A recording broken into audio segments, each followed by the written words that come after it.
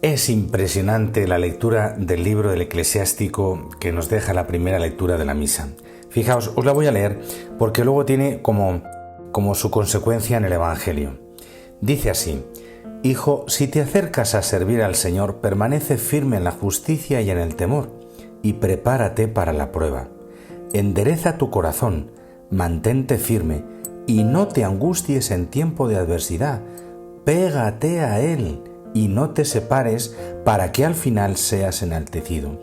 Todo lo que te sobrevenga, acéptalo y sé paciente en la adversidad y en la humillación, porque en el fuego se prueba el oro, y los que agradan a Dios en el horno de la humillación. Confía en Él, y Él te ayudará. Endereza tus caminos, y espera en Él. Los que teméis al Señor, aguardad su misericordia y no os desviéis, no sea que caigáis. Los que teméis al Señor, confiad en Él, y no se retrasará vuestra recompensa. Los que teméis al Señor, esperad bienes, gozo eterno y misericordia. Los que teméis al Señor, amadlo, y vuestros corazones se llenarán de luz. Fijaos en las generaciones antiguas, y ved, ¿quién confió en el Señor y quedó defraudado? ¿Quién perseveró en su temor y fue abandonado? ¿Quién lo invocó y fue desatendido? Porque el Señor es compasivo y misericordioso, perdona los pecados y salva en tiempo de desgracia y protege a aquellos que lo buscan sinceramente. Ya digo, impresionante esta lectura, impresionante. Fijaos, una advertencia realista y saludable: prepárate para la prueba. Así nos hablan los que bien nos quieren, y los que conocen el camino y saben que no es cariño ocultar las dificultades, ni es dulzura crear ilusiones engañosas. Prepárate para la prueba, no te asustes, no decaigas, no te rindas. Amigo, sin embargo, hay una diferencia entre la resistencia de un estoico y la perseverancia de un santo. La fuente de la fortaleza cristiana está en aquella frase: pégate al Señor.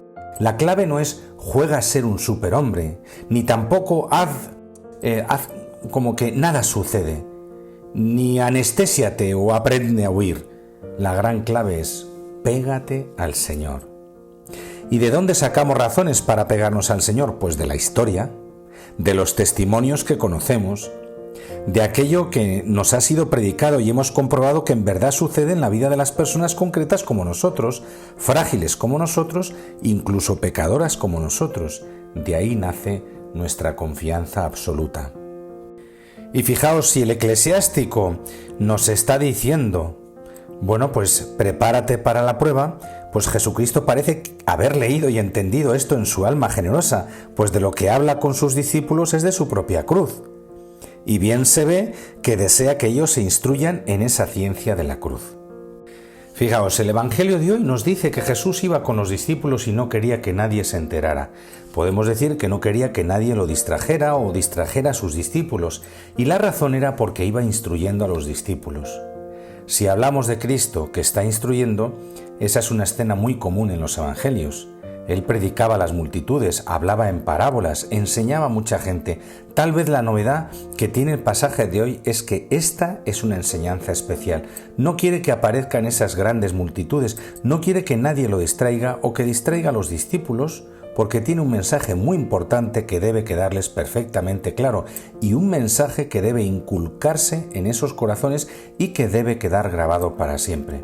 ¿Y ese mensaje cuál es? Podemos preguntarnos. Es el mensaje de la cruz.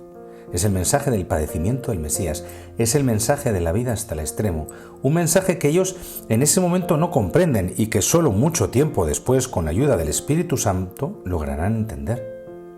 El mensaje es que el camino de la vida cristiana, empezando por el camino del mismo Cristo, pasa por la cruz. Y ese es como un secreto que Cristo tiene que pronunciar en nuestro corazón y tiene que dejarnos saber como un consejo de amigo, porque en el ruido de la multitud, los milagros, en las necesidades clamorosas, urgentes, agobiantes, pues uno no logra percibir la sabiduría que hay en la cruz.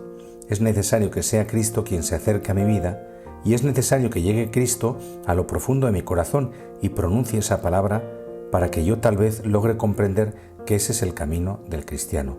La cruz, pero la cruz gloriosa. Llama la atención que en el mismo pasaje, cuando Cristo habla con ellos una vez que han llegado a Cafarnaún, se da pues una diversidad de discursos. Mientras que el discurso de Cristo va por la humildad y la entrega, el discurso de los apóstoles, su conversación va pues por la grandeza, por los honores y los primeros puestos. Y entonces Cristo introduce otra palabra, la palabra servicio, y luego otra, la palabra acogida, porque acoge a un niño, lo abraza y lo pone como modelo de lo que significa recibir el reino de Dios.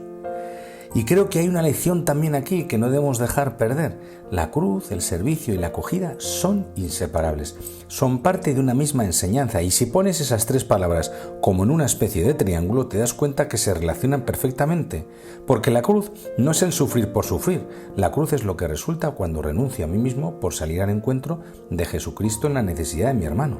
Claro, porque he sido amado con un amor incondicional y personal. Pero no puedo llegar al servicio si no he acogido a ese hermano como hermano mío, si no me dejo interrumpir, si no permito que mi hermano me interrumpa, si no permito que mi hermano irrumpa en mi vida. Entonces jamás voy a ser servidor de mi hermano. A lo sumo lo voy a convertir en un instrumento para convencerme de que yo soy bueno. Entonces, la cruz, el servicio y la acogida son parte de esas lecciones profundas y bellas que Jesucristo ha dado a sus apóstoles y que quiere que también nosotros aprendamos.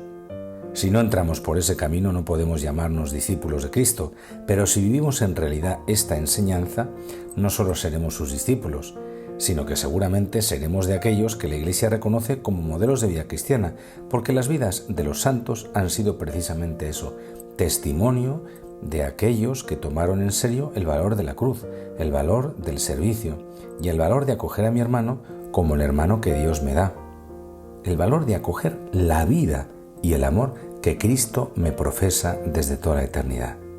Amén.